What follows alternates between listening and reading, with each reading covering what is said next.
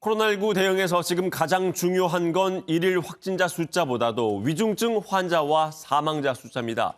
위중증 환자가 사흘 연속 800명대를 기록하고 있고 또 확진자 100명 중 1.42명이 사망하고 있는데요. 어떻게 최근에 이렇게 치명률이 높아지게 된 건지 조동욱 기자가 그 문제점을 짚어봤습니다. 위중증 환자는 지난 8일 이후 사흘 연속 800명대를 기록하며 좀처럼 떨어질 기미를 보이지 않고 있습니다. 대폭적인 거리 두기 완화와 함께 일상 회복이 시작되고 상반기 2차 접종 완료자의 백신 예방 효과가 뚝 떨어지면서 위중증 환자가 급증한 겁니다. 특히 심각한 건 위중증 환자의 83.5%가 60세 이상 고령층이라는 점입니다.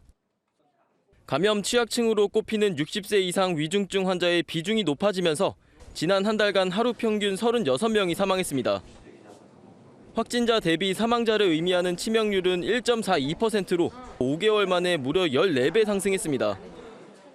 경제협력개발기구 OECD 회원국 가운데 9번째로 높습니다. 정부는 이달 말 신규 확진자가 8천에서 9천 명대, 내년 1월 말에는 8천에서 11,000명대가 될 것으로 예측하고 있는데 위중증 환자의 증가 추세까지 고려하면 사망자는 급격히 증가할 가능성이 높습니다. 애초 확진자 가운데 중증으로 악화하는 중증화율을 잘못 예측한 탓입니다. 확진자 100명 가운데 1.6명 정도가 중증으로 갈 것으로 예상했지만 실제로는 2.5명에 달했습니다. 결과적으로 중환자용 병상 부족을 불러왔고 사망자 속출로 이어졌습니다.